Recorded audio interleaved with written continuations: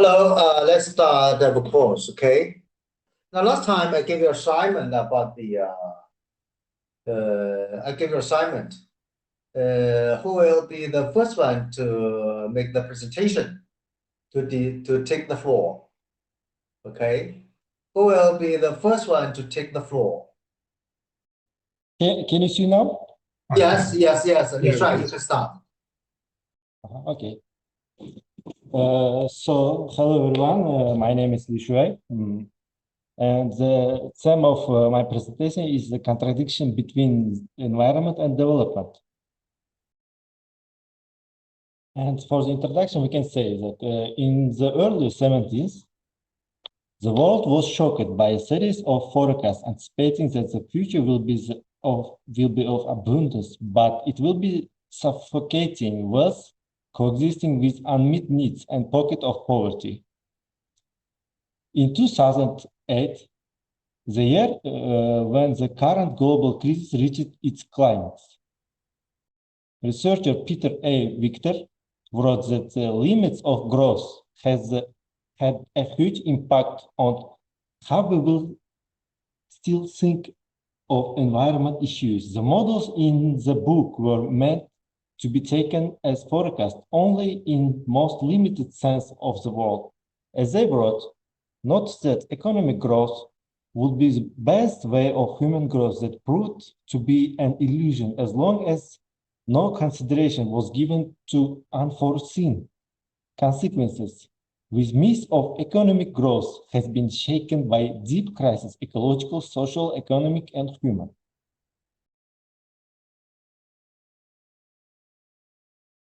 So, ecological crisis occurs because of pollution. It is therefore an uncontrolled growth resulting from excessive growth of industrialization. Important question is, what should we do? Let economic growth slow to avoid damaging ecological system, or do we need to find effective remedies to avoid such consequences? And the solution is the green economy.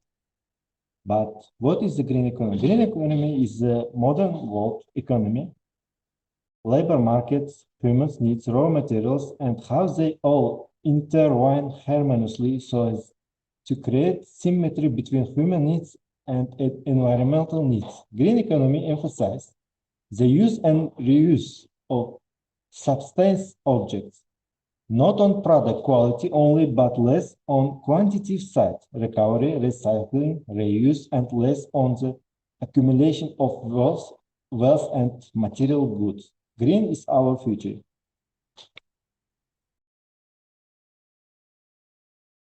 Green economy requires rethinking about current economic activities, taking into consideration of other economic processes than only those used so far, resulting in an economic system harmonizing with natural systems that operates on principles of sailing boats driven by ecological processes, not on non-renewable natural resource or depletion. So the keywords covering the size of green economy are the use of intrinsic values of nature, quality and existence of natural flows in the workings of the economy. It must be based on natural processes such as renewable natural water cycles, local materials, local supply networks, etc. Waste food waste is to be recycled more. So if such can be made into new products, diversity can be applied at all levels. It involves creativity and human development. It requires the reconstruction of production units on the ecological basis. We can see it in the figure 2. Waste and society shifts recycling economy. So what needs green economy? Green economy needs pioneer companies that can change the hostile economic landscape of the present, prepared to attract other companies to produce green products. Only the practice of creating a home for programming at the field for ecological alternatives can produce positive results. It is necessary to learn how to adapt to conditions. In this regard, education plays a key role in shaping the culture for quality of life in accordance with environmental conditions. So, viability of an economic sustainable society. Life of our planet is threatened by various phenomena specific to modern civilization. Sometimes scientific and technological process is harmful or even fatal to our planet. The problem of pollution is extremely dangerous. It fails to distinguish apparent air, water, and soil pollution that threatens the future of the planet, affecting all nations. We can see it in the figure 3. It's a figure illustrates harmful evolution of modern civilization. So we can see here pollution problems, air pollution, water pollution, and pollution, and global warming. And what is a sustainable society? A sustainable society is one that is able to satisfy its needs without jeopardizing the future of forthcoming generation. It depends on the responsibility of each generation to ensure the next generation can enjoy the same natural and economic wealth. In recent decades, the economic of most developed countries have had a primary resource, the fossil fuel. The problem of air pollution, melting glaciers, and irreversible threat of global warming shows that the development of society is far from being viable. It is moving quickly towards extinctions. Clearly, an economy that depends on using pollution substance to produce food is not a viable economy. Its lead quickly to climate change science. It's based on the support of massive deforestation to provide fuel for the process. We must provide development environment for the benefit of future generations. In figure 4, we can see safe economy progress. So we can see here green economy. It will have to, in order to save future, we should introduce green economy. And also we need to halt economic progress. And the result will be health world ecosystem.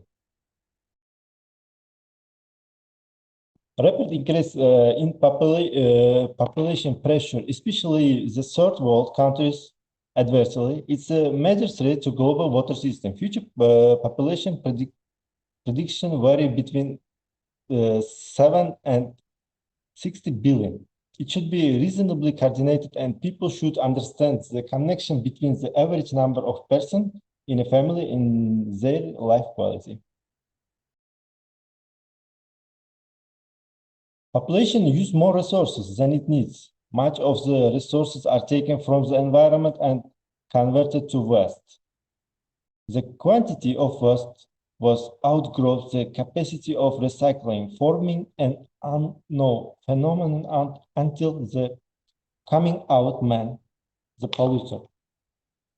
The way they used energy, resources, natural and anthropogenic processes has accelerated. The future of our planet now seems irrevocably urban, so we need to ensure that the city life is healthy, fair, and fit the concept of sustainable development. First, inhabitants of towns had problems because of new urban housing. Congestion caused tuberculosis, typhus, bubonic plague, and others. In poor urban areas of countries, people bear a double burden of disease and poverty, which is an even more daunting challenge to human health on an urbanized planet. Non-local hospitals were cheap and abundantly available, and therefore they have been used very inefficiently. The rapid increase in oil prices, natural gas, and coal are signals that the time when fossil fuels were cheap is over. Competition for fossil fuels tense international relations, and such a trend is likely to intensifies in the future. International Energy Agency has forecast that the renewable energy will account for 30% of global energy in range from 2005 to 2030. If implemented policies which are now at the stage of analysis, this percentage could reach 70, and the renewable could provide 29% of gross energy in this interval. Substitution of fossil fuels involves a dual strategy to reduce energy consumption through energy efficiency, and meeting the needs uncovered a large part of renewable sources. International Energy Agency estimated that you will need to invest 45 trillion, or an average 1% of current global economic output by 2050 for the world to dispense oil and reduce CO2 emission by half.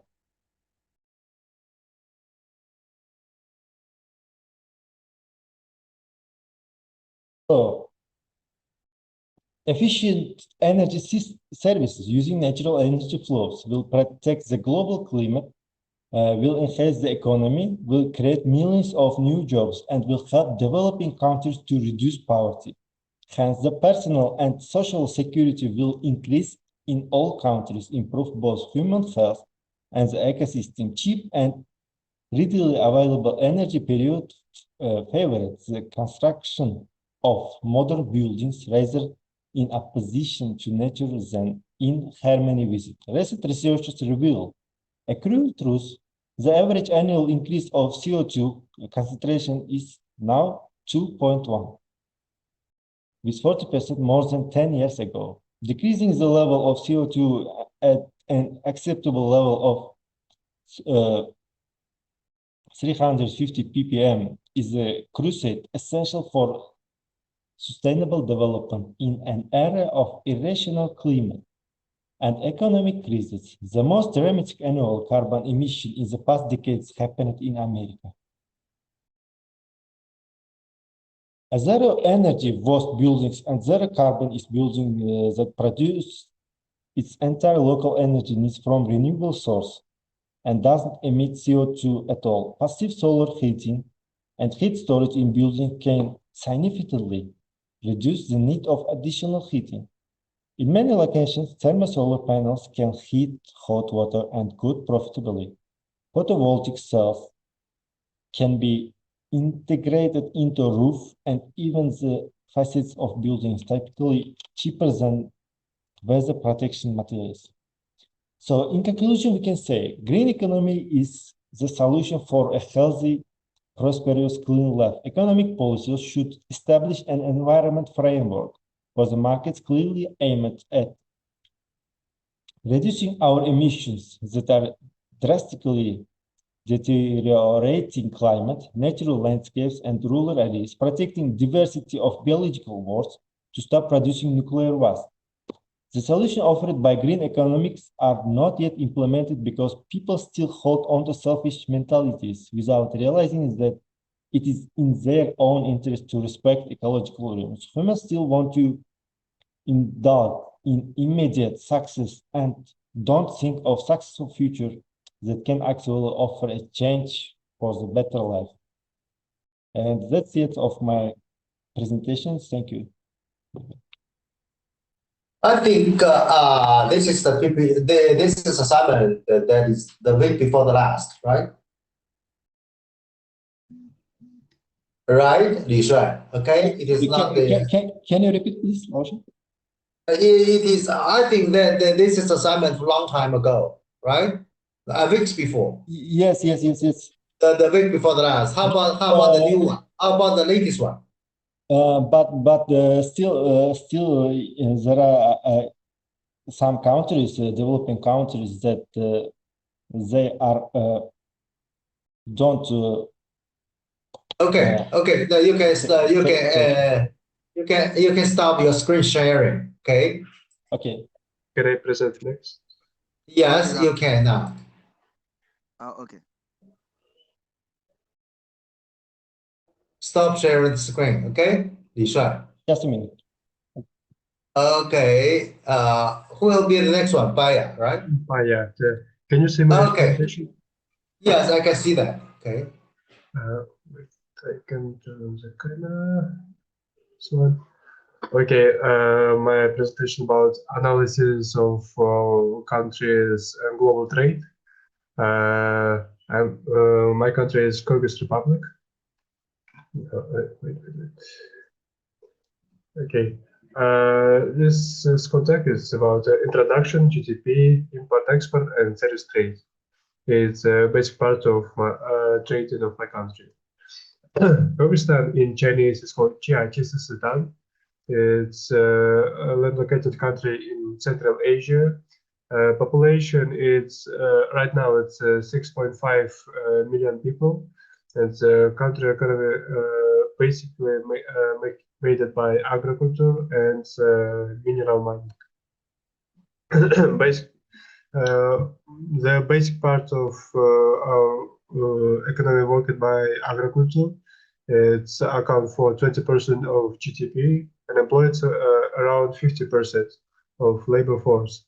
The country is known for the products of cotton, wheat, potatoes, and other fruits, vegetables, agriculture, mining, and related from migrant workers. And after that, my country sells very much meat products. It's account for about 1/3 of country's GDP of main crops grown in the country, include what's its common raised animals, horses, sheep, cattle, and chicken meat.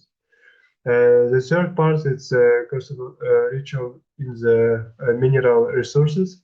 It's gold, coal, armor, steel, titanium, rtut, and account for only small, but it's account for a small part of GDP. It's reminded from Kyrgyzstan migration workers. It's work mainly in Russia, Kazakhstan, also from its important part of country's economy. In recent years, government has run grown small and medium-sized interested. And for GDP, it has only 50, almost 50 or 20% part account. And I have some relatives who just migrate to Russia for work, but right now because of the war between Ukraine and Russia, we have some problem to convert money from Russia to Kyrgyzstan. And second part is deposit the efforts. Kyrgyzstan remained on the poorest country in the region. Kyrgyzstan is one of the poorest country in post-Soviet country. What was 15 countries after collapse in Soviet Union. It have a high employment and reduced poverty. Basically, Kyrgyzstan's trading partners is China, Russia, Kazakhstan, Uzbekistan, and Tajikistan. It's all this country is post-Soviet and neighborhood countries to Kyrgyzstan. In 2019, Kyrgyzstan's total trade volume was $6.2 billion. This export of 1.8 billion and imports $4.4 billion dollars USA. GDP. Kyrgyzstan economy is high susceptible to external shock too. It's high depends and accounted by 30% of GDP and gold mining about 10% of GDP.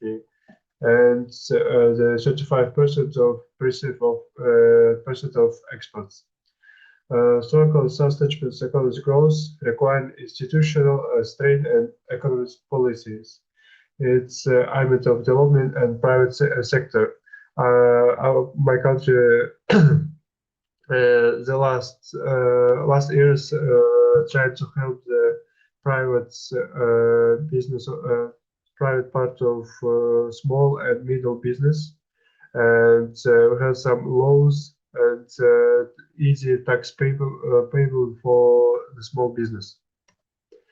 And for GDP, basic GDP, Kyrgyz Republic, it's been of $8.5 billion. The GDP per capita in current price in US dollar is $1,275 million. And average life for birth is 71 years. 70 years for men and 74 years for women. And today, the state external debt of Kyrgyzstan to the export-import Bank of China, it's $1 billion, $1,794 million, and it's reports the Minister of Finance of Kyrgyz Republic. About import and export. In 2021, Kyrgyzstan was the number of 142 economy in the world. The term of GDP current US dollar, number of 141 in total export, number of 104 in total import. And another information about our located numbers. It's GDP per the number 69 for complex economy according for the completed index. Our basic stuff of import, we imported the petroleum, women coats, down in men coats, sweaters, almost all parts of clothes we import. Basically, all of them import from China and Russia, basically from China and Russia, and just a little bit from our neighborhood countries. But our basic export parts, it's a gold. It's been almost $900 million. Float glass, metals, dried legume, and refined petroleum. This all parts it's paid of mining from our lands. Basically, we export this gold. We export to United Kingdom, and other parts of export is Kazakhstan, Russia, Arab Emirates, and Switzerland. The other part is service trade. Service trade in 2020, the export service was costed by $399 million, and import is almost $560 million. It's the top service export by Kyrgyz. It's personal travel, travel in our countries, and air transport, miscellaneous business, and performance and technical service. It's almost $44 million. And other parts of transport is rail transport and road transport.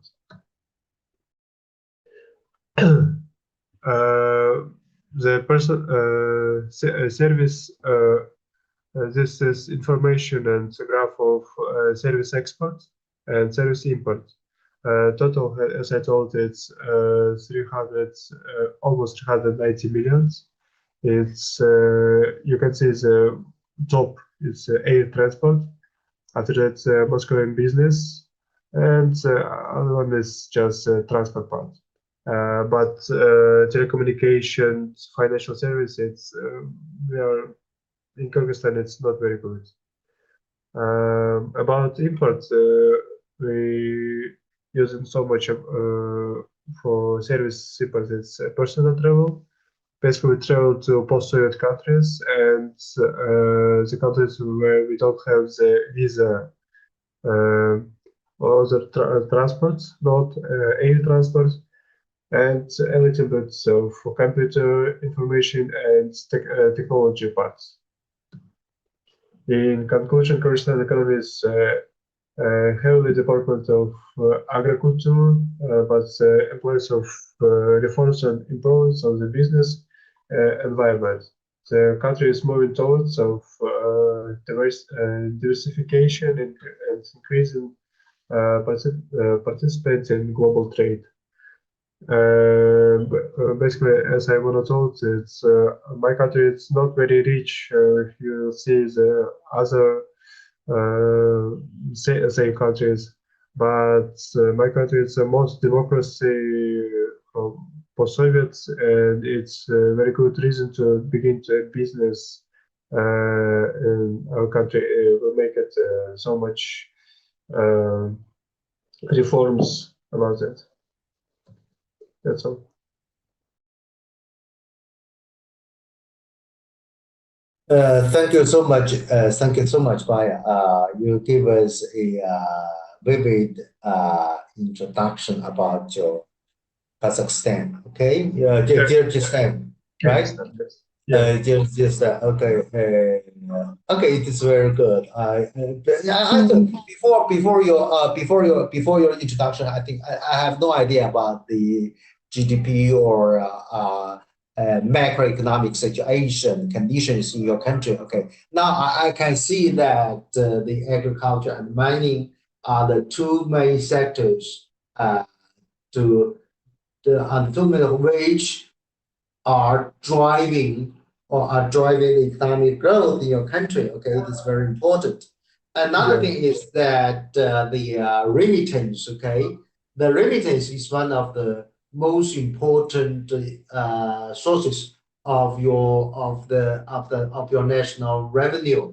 Okay, those workers they went out for Russia, for your neighboring countries, and to do the job. And now in your country, I think that is the same case with the other countries, no, and in other developing nations as well as the developed nations. There are so many youths, they do need a job to foster themselves. Okay, okay, but it is the time of the big depression. Okay, it is the downtime.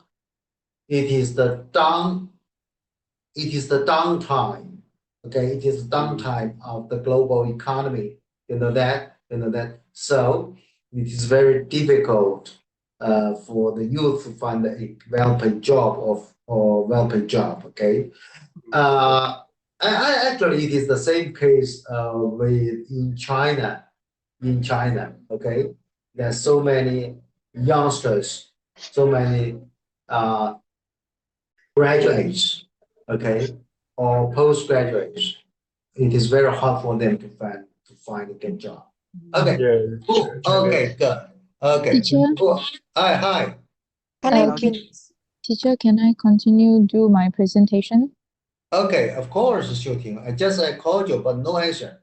Oh, I think my line is not that good. Not good. Are you in China? No, currently not yet. I haven't back to China. Okay. Good. Now, please. Okay.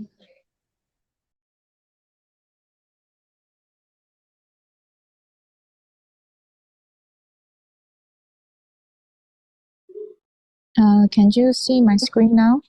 Yes. Okay. Yes. Okay, I will start.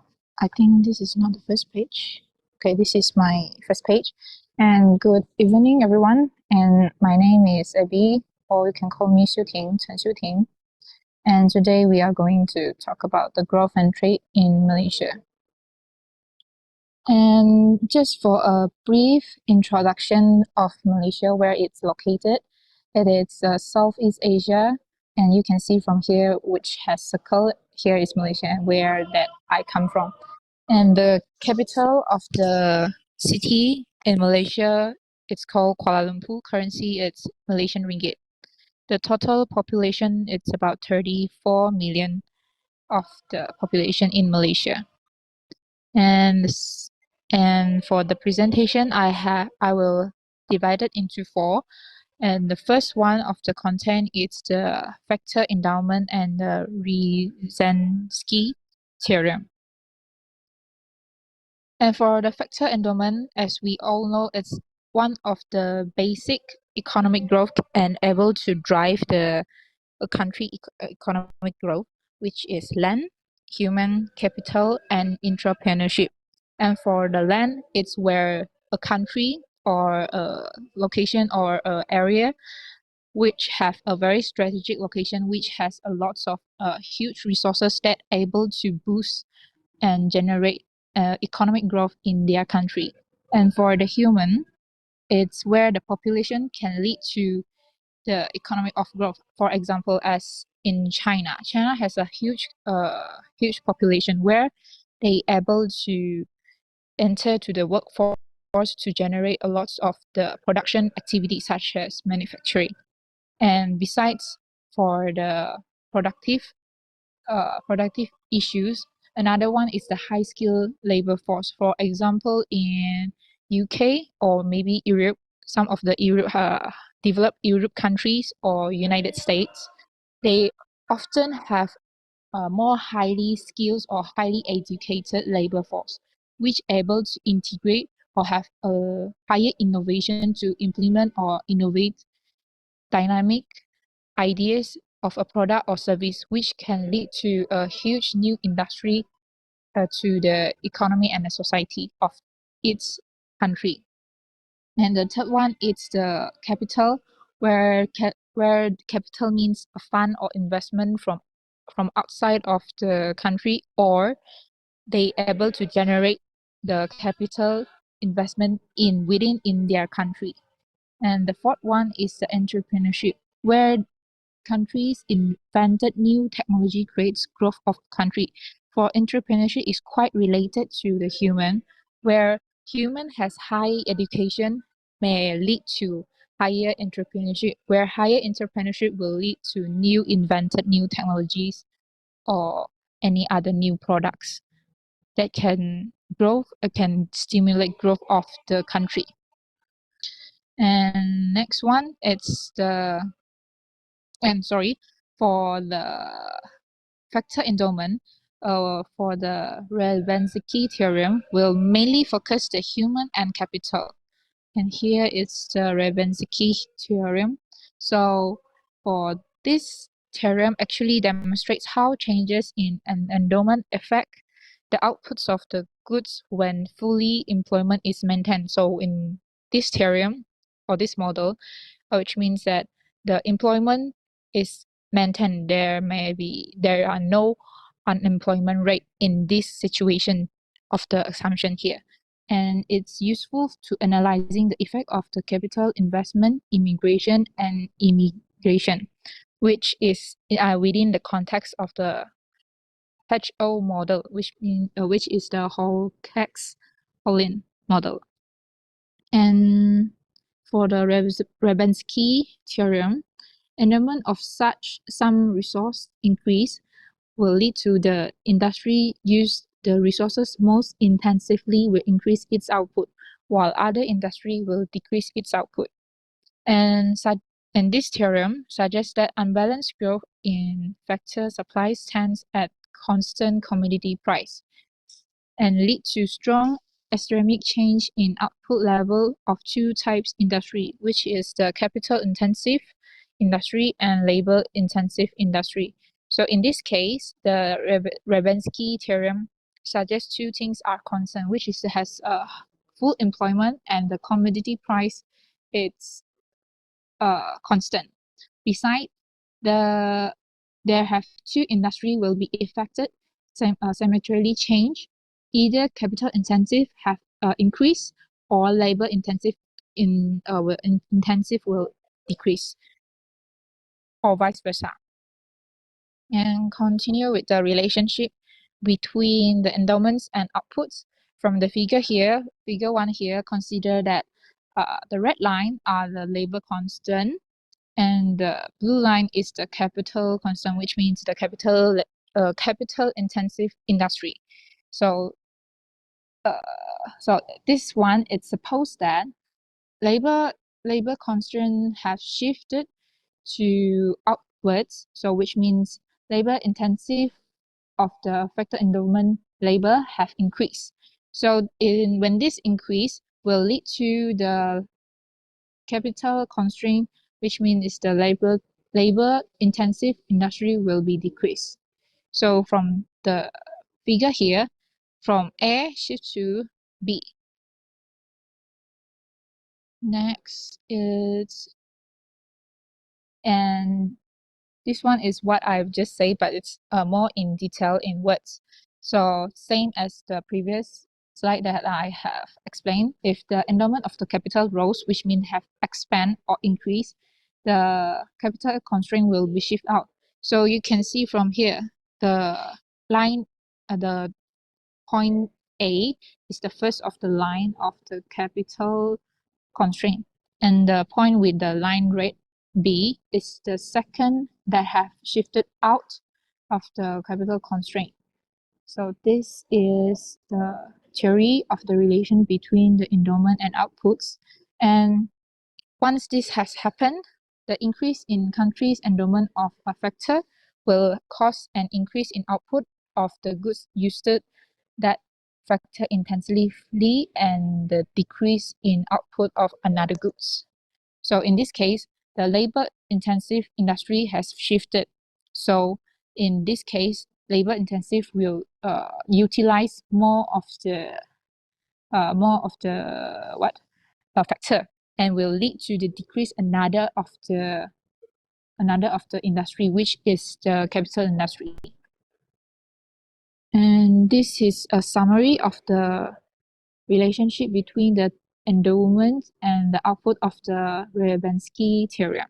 So which means shows that there is positive relationship between changes in a factor endowment and change in output of the product that use the factor intensively.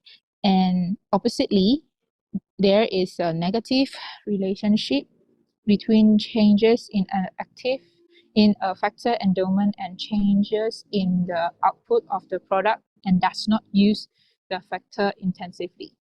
So this is the factor endowment, basic of the factor endowment and the Ryabansky theorem.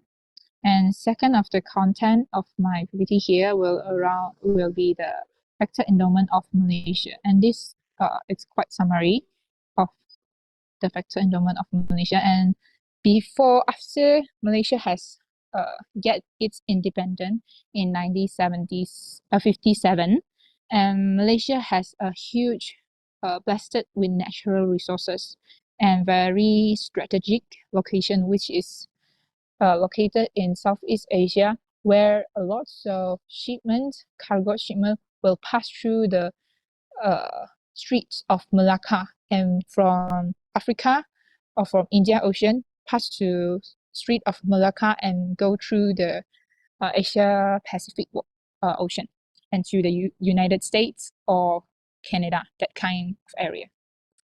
So Malaysia has been blessed like natural gases and petroleum. So as today, Malaysia also one of the exporter to other countries export petroleum. And land and minus land, I don't consider it's quite big, but during the 90 before independence, Malaysia has a lot of minerals such as tin and copper, but I don't think now there's much, but it's before the independence. And oil palm and cocoa, it's early 70s.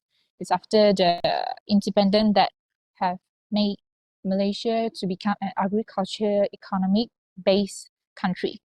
After 1970 or 1985, Malaysia able to transform its economy from agriculture base to industrial base. We're able to manufacturing electronic components and more lower end electrical appliances. Okay, this is the factor endowment of Malaysia. And next one is the third part of the content, the effect of growth on trade. And from here have another two divided. One is the production and second is the consumption effect of growth. So we will go through the production effect growth first. From here, this is more conclusion or similar, not similar, it's more conclude and in summarize.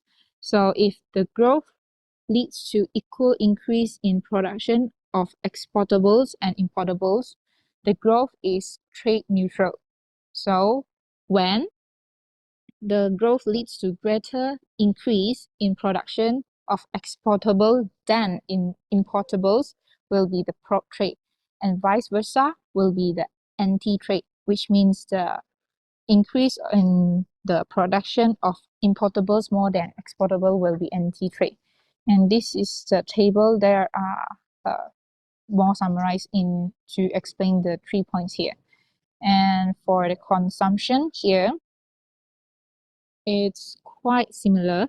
And for the increase in consumption of both exportables and importables, the trade will be, the effect of the growth trade will be the trade neutral, and increases the consumption exportable is more than the consumption of importables will be anti-trade, and vice versa, consumptions of importables more than exportables will be pro-trade.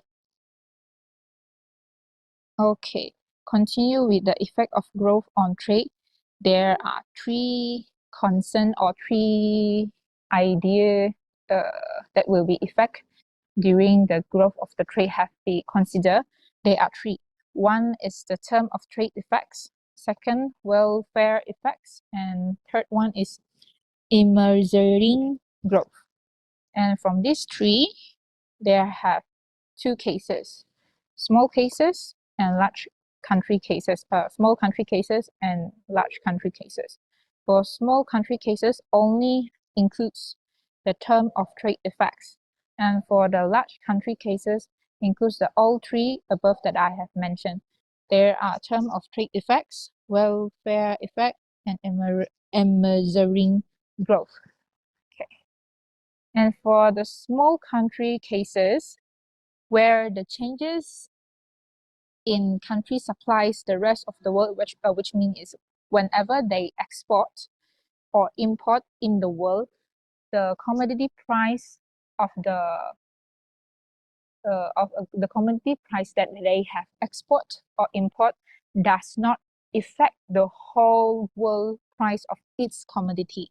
So which means is for this case is only for the small country, where when they able to export more or even export less, does not have a huge impact in overall commodity price in world stage, in global. Okay, so this is for the small case. And for the large country case, will be has a huge impact. So which means it's quite opposite to the small country cases, which mean when they export or import hugely or lessly will be affected the commodity price in global stage. So for example, like Russia able to produce a lot of fossil fuel to Europe country, where Europe country has lack of this kind of fossil fuel to provide. So during the war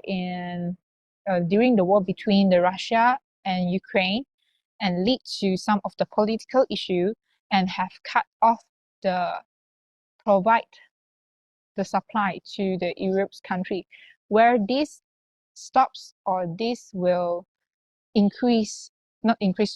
will decrease the supply of the fossil fuel to Europe countries. In this case, will be increase the price of the fossil fuel in Europe countries. So this is the case where large country has the huge impact or huge effect to the commodity price in global. Okay. And continue from here. This is the graph that explains the term of trade effects, how it really affects by the graph. From the figure 3 here, an increased volume of the trade of a large country shows here in the nation 1. It shows in this figure 3 by shifting on of the offer curve label nation 1 to the offer curve label nation 1 star. So from here, from this to here, and this increase of volume changes will lead to changes of the trade of terms, and from px divided by py1 to px divided by py2. So which means the goods X in nation 1 export goods to their goods in nation 1 export goods and decrease the terms of nation 1 start and shifted to curve label nation 1. So this is basically is when they have decreased the export and will lead to the changes of the line in nation 1. Okay, second, beside the term of the trade will be effect, the second one is the welfare effect. For the welfare effect, it's when the growth improves a country and will be effectively affect its country's welfare of welfare pensions or welfare organization, and how did they pension their people. So growth improves a country's welfare depends on the combination result of the terms of trade effect and the effect of growth on per capita incomes. So for this, which mean is, for an example, for a small for a country like China, at the first stage after they have started to open up to trade with the rest of the countries, they're able to export much more than before. And when they able to export much more than before, which means they're able to earn more money from outside the country to their pocket, to China's pocket. So in this case, they have lots of money to set up more reliable or more nicer welfare to their citizen. So this is highly related to the terms of trade effects.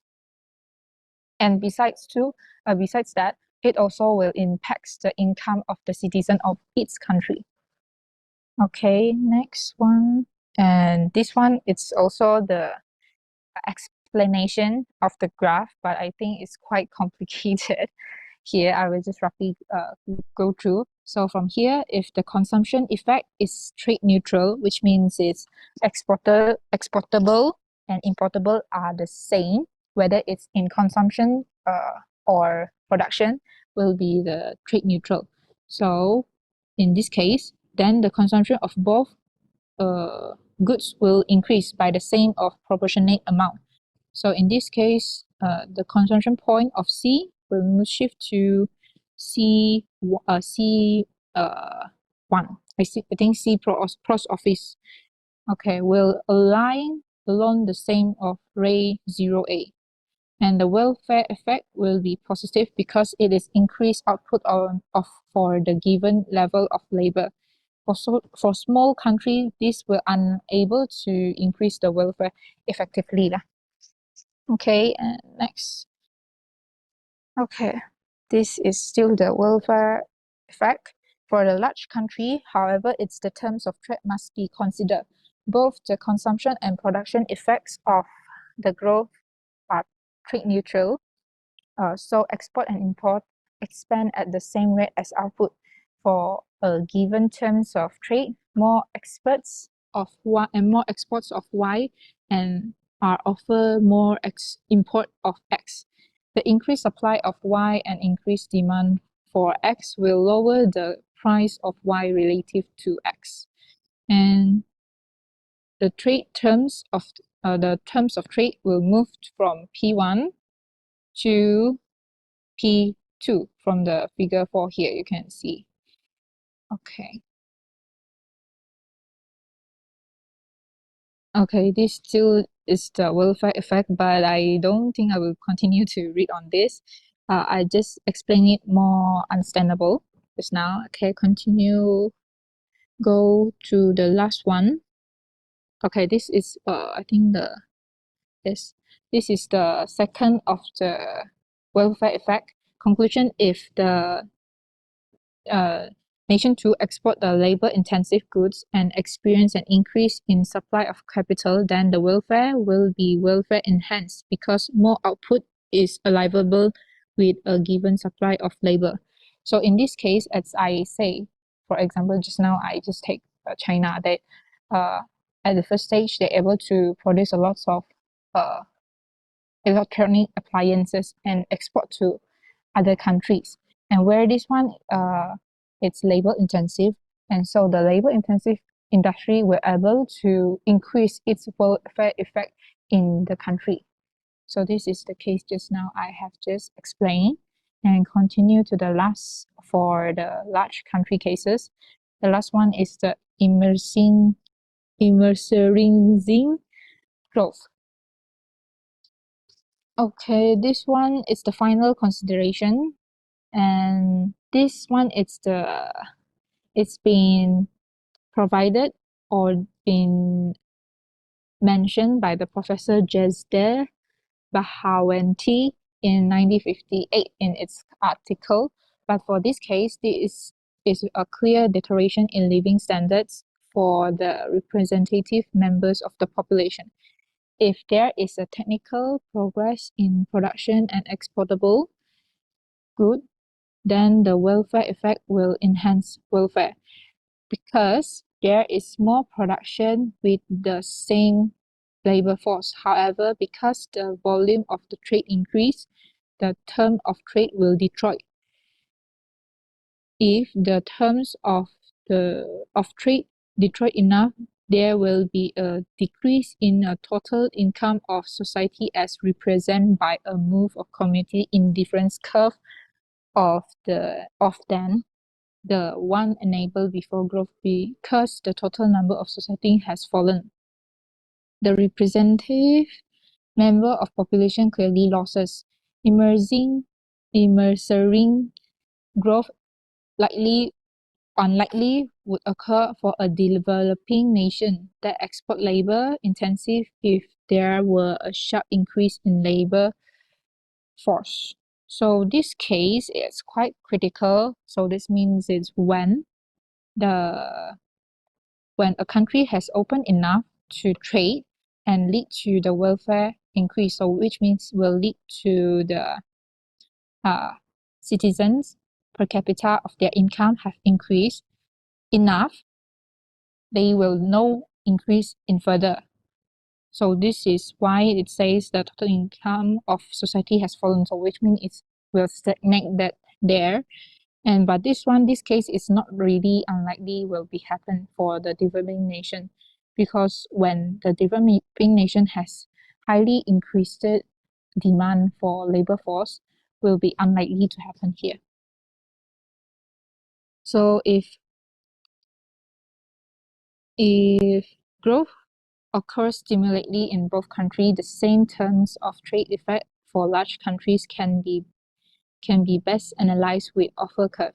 The welfare can be determined from the nature of the growth as has already been described. For example, suppose that both nations experience neutral technology progress in production of the exportable goods. The welfare effect, as usual, will be welfare enhancing. So this case, as I just say in before, as the product has exported to other countries and overall of the welfare of the citizen have increased, and the technology of they have done is already been normalized, will be unable to continue to grow its capital per capita income for its citizen. This is the emerging growth. I don't think I will be able to continue because it's too much. And last one, it's about the effect of growth on trade in Malaysia. For Malaysia case, it's a small country case. So since I have just roughly briefed, the Malaysia is only have 34 million population and only has rich natural resources, but those kind of resources is not assumed as the first of the huge resources in the world. And yeah, I think maybe in the top 10 or top 8 should be. So overall, the price is a relatively small effect to the global price. So which means if, for example, for Malaysia, where exported petroleums, even though one day Malaysia does not exported the petroleum to other countries, this kind of activities does not affect the petroleum price in globally, because still have another countries able to willingly to export to another countries. So this is one of the cases I just say that Malaysia is considered in a small country case. Okay. Yeah, I just say that in the previous slide. So this is the case for Malaysia. I think that's all for me. Thank you. Hi, Xiuting, you did an excellent job. From your PPT, I can see that you have read a lot literatures and theories in the field of the international trade and international economics. Okay, I think it is very, very good. You're so diligent, and I think it is the premise for the success. Okay. Another thing is that we can learn a lot about the new so-called the new international trade theory. And the most, I think the greatest contribution for your PPT is that you can put the theory into the practice and into the case studies of the Malaysia and of the case study of Malaysia. Okay. I know Malaysia is I think that is a small country. Okay. Whatever it is, not so so much of the great importance as that of China, I think, but you do have your own approach to drive the economic growth. Okay, and to make your macroeconomic stable. Okay, thank you so much, Xiuting. I have learned a lot from your PPT. I think your fellow students can also learn a lot from your speech. Okay, thank you so much. Okay. Thank you, teacher. Larush, can I present next? Okay, Naze. Okay, please. Yes. It seems that you are in summer, huh? In summer? You are in summer. So today I want to present about China and Kazakhstan cooperation, and about two projects calling Silk and Road and the New Silk Road, two projects which influence the whole global economy. Like this cooperation between Kazakhstan and China and its influence to global economy. So Kazakhstan and Chinese cooperation began from 1992, and the trade turnover between Kazakhstan and China was about $400 million, and nowadays more than 20 billion. That is, over these 30 years, the trade turnover has grown 60 times. So one of the main bilateral programs, Kazakh-Chinese cooperation, is called Belt and Road Initiative, launched in 2013. If during the previous 9 years there was the emphasis on scaling, now countries are focusing on detailing projects. So this project about, for example, you can see on this map, like for example, it's Guangzhou or Yiwu, the main trading centers in China. So all Chinese items go from Kazakhstan, Almaty city. So the Chinese government transport these items to Russia, then from Moscow to Belarus and Europe. So, and the Belt and Road Initiative has become the largest infrastructure project in history in less than a decade. It covers 148 countries of the world, 63 of the population, and more than 50 of global GDP. According to various estimates, Chinese trade turnover with the countries participating in the Belt and Road Initiative from 2080 to 2029 existed 9.2 trillion USD dollars. And Chinese investment inflow to these countries amounted to more than 130 billion US dollars. So, guys, maybe you know that Kazakhstan have a border with China. Many these belt and road projects. Yes, thanks for Kazakhstan. It's become a key link of transcontinental roads connecting Asia and Europe. Cargo delivery by land through the territory of our country is carried out 3-4 days faster than through Russia or Mongolia. This increases the importance of Kazakhstan as a cross-border region of the Belt and Road Initiative, thanks to of 6 economic corridors pass through our country. So you can see it's more quickly transport Chinese items from Kazakhstan to take it, for example, to Uzbekistan, Tajikistan, or to Russia, Ukraine, and Europe. Even all Chinese items go from Kazakhstan to deliver on Turkey and other countries. So nowadays we can see new Silk Road projects.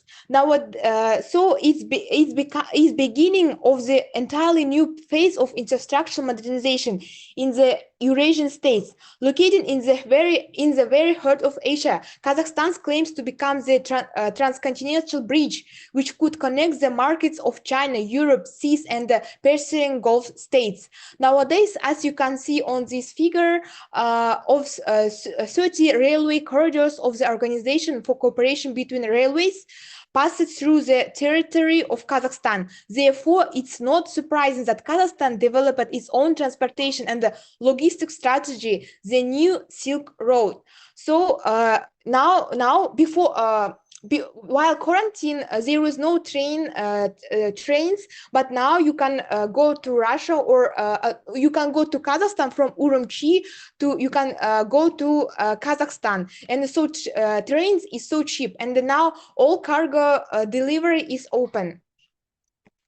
And nowadays, China and Kazakhstan make both for Chinese citizens and for Kazakh citizens visa-free. So according to this document, Kazakhstan citizens will be able to stay without visa. China and Chinese citizens in Kazakhstan less than 30 days since crossing the border, and no more than 90 days in 180 days period. So this new regulation make business between Kazakhstan and China more easy. So Chinese businessmen can come to China, talk with Chinese suppliers, and make new connections. So and it's very useful for Chinese businessmen to come to Kazakhstan, see, and make everything more easy.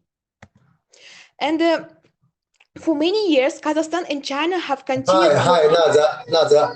I'm so sorry to interrupt you. I'm very interested in the visa-free. Yeah. Is that true? Yes, true, Laoshi. True. So, Okay. You know, I just take my passport and buy the flight ticket. Okay. yes, I can go to Kazakhstan, right? yes, Laoshi. It's maybe 1 month ago I saw in official Just website. just 1 month. I think for a short time tour around the whole Kazakhstan. Okay. Just Yes. because it is not so big country. Okay. Okay, I understand. If I think if the time is permitted, if the time is available, I will be there. Okay. Oh, yes. Okay, you will be my guide. Okay, Laoshi. Okay, thank you so much. So continue. For many years, Kazakhstan and China have continued close cooperation inside multilateral structures as a UNI, SCO, CICA, and the Central Asia China format and the others, and have contributed to ensuring security and stability in Asia. In the context of global economic downturn, economic and trade cooperation between two countries will also contribute to the recovery and growth of the global economy. Thanks for your attention. And I want to tell about like my experience in Kazakhstan.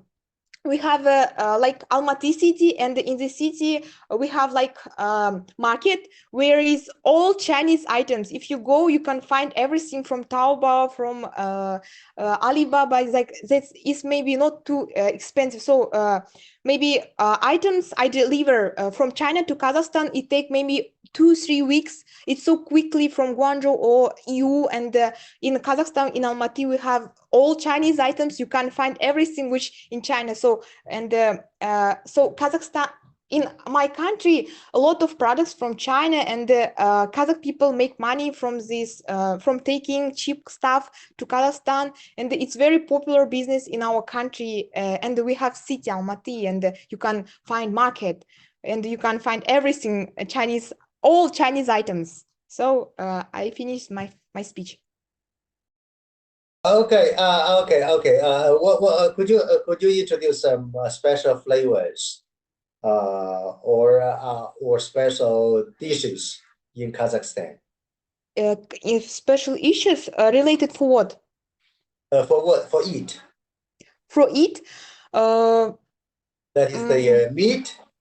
Meat, yes. We have a lot of meat, yes. But I think in China, meat so expensive, very. I couldn't find a beef, but it's, you know, in kilogram, it's so expensive. But in my country, we have a lot of landscape, and we make like in villages, like agriculture is very improved. And maybe in my country, meat is cheaper than in China. So I think we don't have something like problems, but with it. But maybe we can't produce something by clothing, like simple daily stuff. But with food, it's, I think, okay. Okay, good. How about the okay? Maybe maybe we can find another time to talk about that. Okay. Yes. So talk about the tour around the whole Kazakhstan. Okay. Thank you, Naze. Thank you so much. Okay.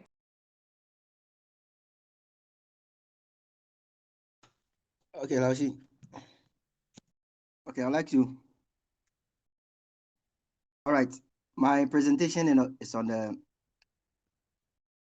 I'll be looking at the position of Ghana and China in international relations, international trade. Sorry, my country is Ghana as chosen, and I'll be looking at how bilateral trade has existed between the two countries, and then how the relationship continues to exist and its impact on both countries currently. So I move to the introduction. In the introduction, I give a background on the number of years that the trade or the bilateral trade between Ghana and China has existed. Between them, it has been since the 1960, when the country first gained independence from the UK. The partnership was triggered by the then first president of the country, Dr. Kwame Nkrumah, and then Chairman Mao. They started the bilateral trade. Ghana is a country that is made up of about 34 million people, and currently it is normally referred to as the gateway to Africa, because most of the international activities often kickstart in Ghana before it gets to other parts of the country in Africa. China and its relationship with Africa has been one of a very good one, and Ghana has always been at the forefront of the relationship between China and then Africa. Now, in 2019, the trade volume between China and Ghana amounted to about $7 billion. And then Ghana is also the home to the headquarters of the African Continental Free Trade, that's the AFTCA, which is the world's largest free trade area in terms of participating countries. This free trade area presents an opportunity for Ghana to earn additional revenue and create job opportunities from trading with other countries on the continent, especially with China.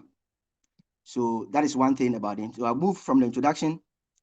I talk about the economic activities of the country, and I break them down into the major ones.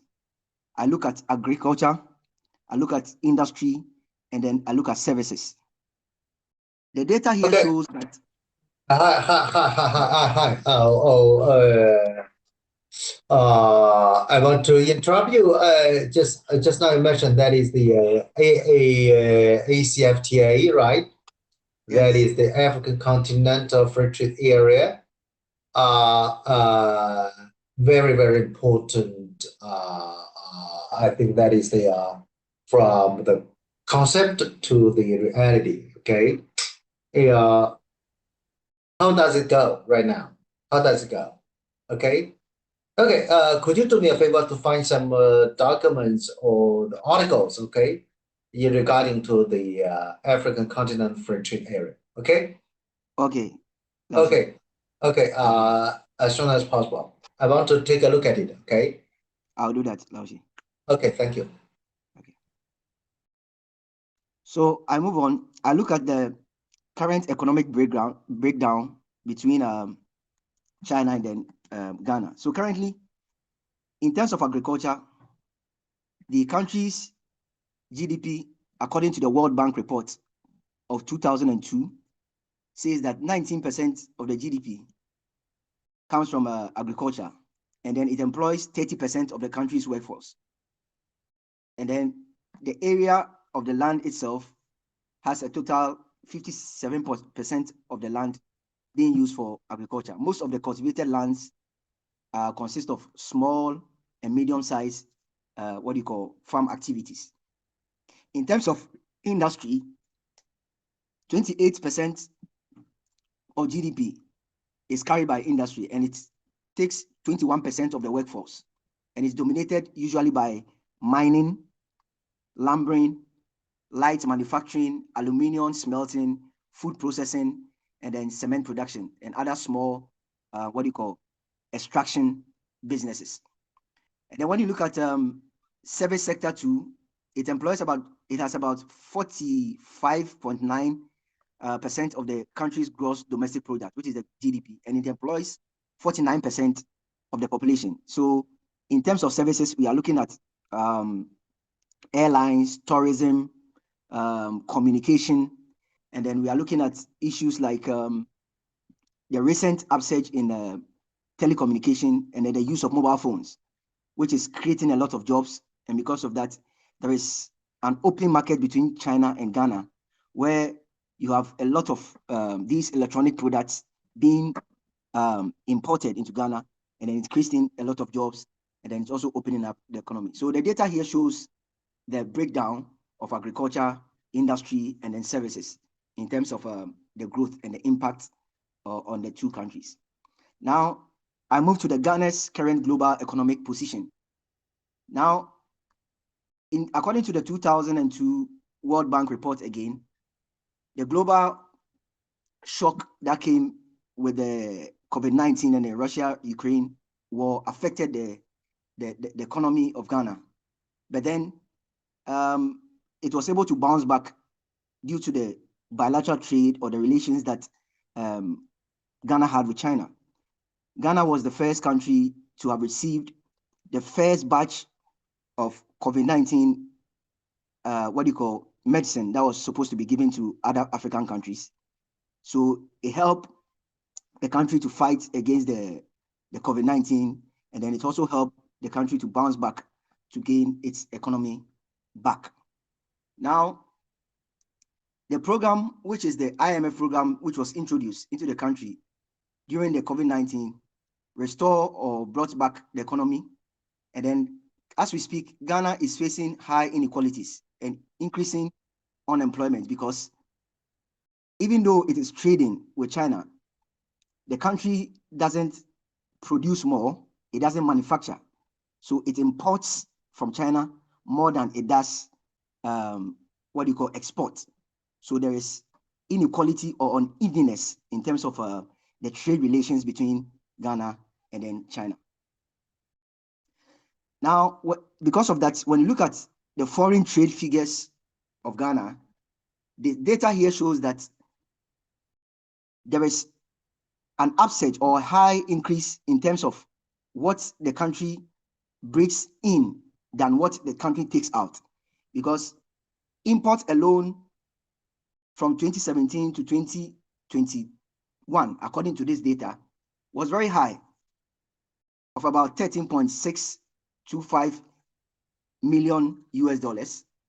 And then export was only $9.173 million, which is very, very, very bad for the economy. Now, I move on to talk about Ghana's main trade partners. And when I talk about the trade partners, I look at the main countries that Ghana deals with in terms of the products or the natural resources that it exports. And the data here shows that China is the main export destination of all the natural resources that Ghana exports. Because among the first 10 top countries that Ghana deals with, China tops it with a percentage of 16.7%. And then the last country to deal with is Italy. So this data also shows that the economy of China has a very huge impact on the economy of Ghana because the bilateral trade between the two is very huge. In terms of population, China has a bigger population than Ghana. And it's not surprising that among all the top 10 countries that the country deals with in terms of trade, China tops among them all. Now, the economic trade exchange between China and Ghana has been flourishing. Research shows that China and Ghana are the pilots of the China-Africa Cooperation, which is purposed at growing and increasing international trade activities between China and then Africa. So Ghana is the main country that China is using to test the bigger picture of trading with Africa as a whole. China is Ghana's biggest trading partner and foreign investment source. In 2019, China's bilateral trade with Ghana reached a record volume of $7.46 billion US dollars, ranking among the top in Africa. So from 2017 up to 2021, research shows, according to this data, that a very high volume of trade occurred between Ghana and then China, which is the highest in the whole of the African continent. And maybe, as I said, that explains why during the COVID-19 pandemic and then when Ghana faced the issue, China was very quick to come to the aid of Ghana so as to salvage the issue, the situation, and to revitalize the economy. Now, I also go on to look at Ghana's main suppliers. Because the two have very good bilateral trade system, again, this data also shows that among the top 10 countries that Ghana deals with, including United States of America, the UK, India, Belgium, Turkey, South Africa, Vietnam, United Arab Emirates, and Canada, China again is Ghana's major supplier. This data comes from the United Nations Commodities Trade Statistics, and it measures the import and export flow between the United Nations by providing data that looks at the national customs offices and then the activities that go on there. So among 200 countries that were put together, China was the biggest to have a good bilateral trade system with Ghana. Now I move on to talk about the main products that Ghana exports. Now, again, in between 2017 to 2019, research again shows that the main products that Ghana exports to foreign countries, that's international trade, include gold plated with platinum. You look at petroleum oils, you look at cocoa, it looks at rosewood, it looks at cocoa butter, shea butter, and all of that. And among all these two, again, research again shows that China tops all with 37.0%, because most of these raw materials are shipped from Ghana to China. And as I said, there is more export than import. Sorry, there is more import than the country exports currently. Now, let's look at the main products also that were imported from other countries to Ghana. It includes motor cars, other motor vehicles, and then it looks at cement, it looks at cross-tie wood, it looks at frozen fish, and then other food products. And again, these things that I mentioned, they come up to 8.4%, which is the highest. Again, the highest trade ever in all of these things, motor cars and then vehicles, all of these things, imports which are high, all of them come from China to Ghana. Now, this data also, again, looks at the destination. And when I talk about the destination, I'm looking at when Ghana has a particular trade positioning within the economy, the first point of call, the first destination for the product, the first destination for the relations, the first destination for the introduction of the product is China, according to this data. Now, again, China is topping, according to the 2019 data provided by the Encyclopedia Britannica. China leads the chart of Ghana's export destinations with a percentage of 16.7%. In 2021, Ghana's top exports were gold, crude oil, cocoa paste, coconuts, and all of that. All of these things were exported mostly to China, and is the biggest ever. Again, when you look at also the major imports, this data also shows again that China, the economy of China has a significant impact on the economy of Ghana, because it again tops the chart with 18.2% as the highest ever to goods to be imported from a foreign country. Finally, I look at the tangible evidence of the high level of China-Ghana bilateral trade and then economic cooperation. What is the evidence? What is the consequences or the effect of this trade relation between China and then Ghana? The China invested airline company, power plant, steel company, ceramic company make a significant contribution to creating jobs and promoting development in Ghana.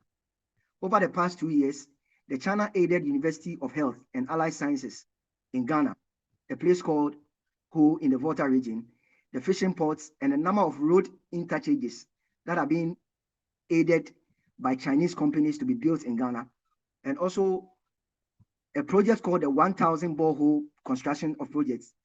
Borehole construction is helping create jobs for the youth of the country, because, as I said, the country is importing more, but it's exporting less. So definitely, unemployment rate is very high.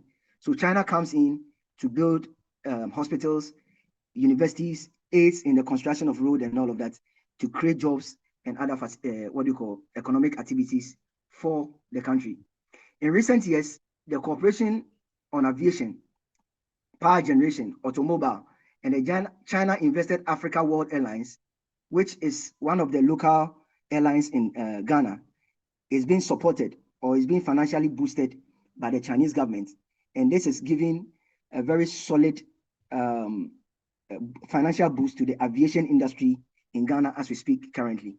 So in a nutshell, all I can say is that all these things are recognized as the model projects of China-Africa Investment Corporation by the United Office for the South African Corporation as well, within Africa and then the rest of the world. So this is how I end the presentation. Thank you. I think good, very good. Okay, Ghana, I think it is a very, very interesting country, I think, and have a very good relationship between China and Ghana. Okay, and also Ghana now is facing the problem of the debt stress, right? The debt stress, and yes, Ghana on China may be about 53 million, 53, I think 53 million dollars or more than that, or 5 billion. Okay, 5 billion. I don't know how to deal with the extra debt in Ghana and how to probably handle the dilemma between the development, the security, and the debt. Okay, and also it is a very, very big problem, I think. And also, I think, are there any possibilities for establish the free trade zone between Ghana and China, and between China and the African countries? Okay, and also how to how to develop the potential of the African free trade agreement. Okay, it is, and also how to develop the digital economy in Africa. You know, it is a matter of fact, the digital economy is a new source